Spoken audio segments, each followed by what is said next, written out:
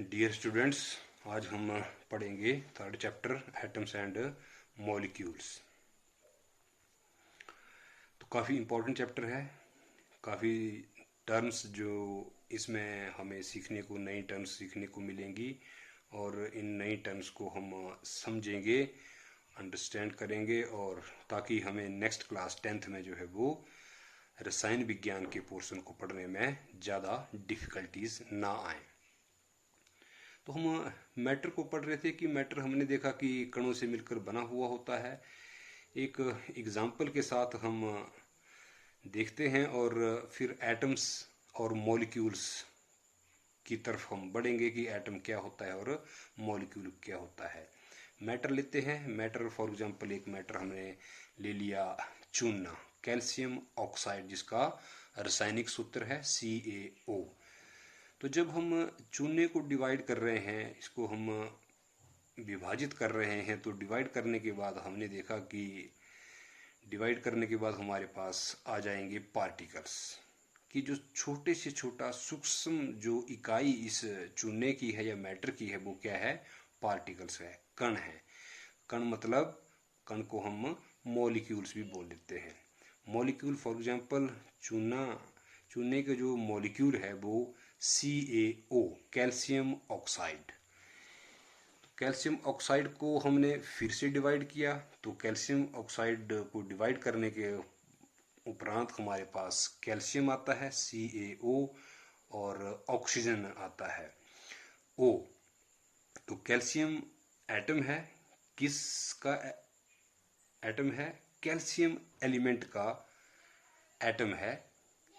और oxygen element का atom है। इट मीन्स कि कैल्शियम एलिमेंट का एक एटम और ऑक्सीजन एलिमेंट का एक एटम मिलकर क्या बना रहा है? कैल्शियम ऑक्साइड कण बना रहा है, मॉलिक्यूल बना रहा है, पार्टिकल बना रहा है।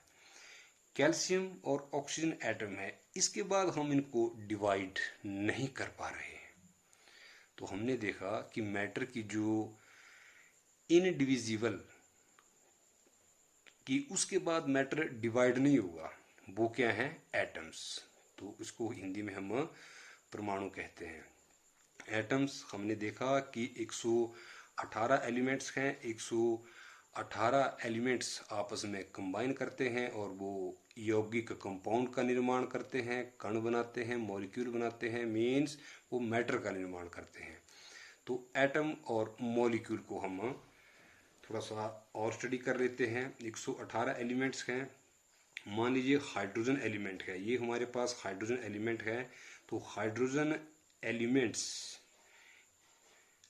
एलिमेंट्स किन से मिलकर बना हुआ है? हाइड्रोजन एटम से। मतलब हाइड्रोजन एलिमेंट में जितने भी सूक्ष्म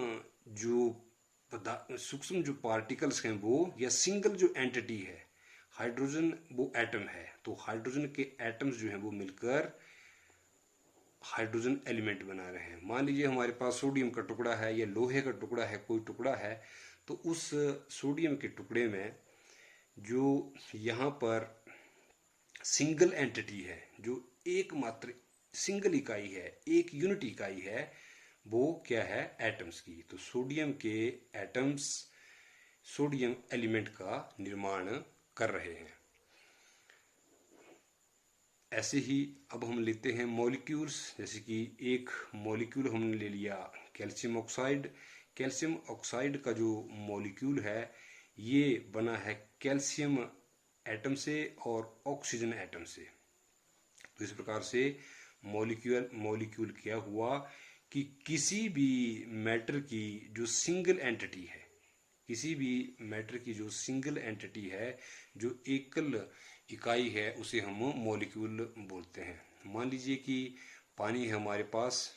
पानी जो है वो 1 मिलीलीटर हमने पानी लिया एक बीकर में, तो उस 1 मिलीलीटर वाटर में जो है वो क्या रहेंगे? उपस्थित कण।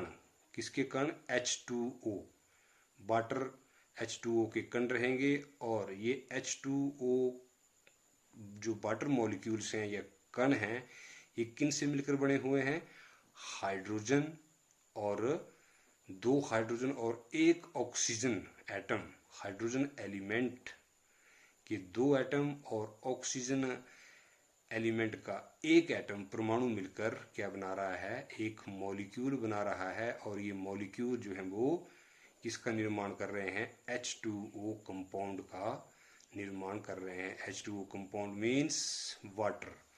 अब मान लीजिए हम calcium oxide CaO plus H2O चूने को और पानी को मिक्स कर देते हैं तो हमारे पास कैल्शियम हाइड्रोक्साइड आ जाता है। तो चूने के पानी में कैल्शियम है, ऑक्सीजन है, हाइड्रोजन है। तो इस प्रकार से एटम्स मिलकर क्या बनाते हैं, मॉलिक्यूल बनाते हैं। मॉलिक्यूल्स जो हैं वो आपस में इकट्ठे रहते हैं, उनकी कैरेक्टरिस्टिक्स हमने पिछले चैप्टर में पढ़ी। तो मॉलिक्यूल्स जो बनते हैं वो इकट्ठे रहते हैं, वो निरंतर गतिशील हैं और उनके पास काइनेटिक एनर्जी होती है और ये आपस में एक दूसरे को अट्रैक्ट करते हैं। तो इस चैप्टर में हम मैटर के जो जिनसे मैटर बना हुआ है, एटम से मिलकर मैटर बना हुआ है, इस चैप्टर में हम इसके बारे में स्टडी करेंगे।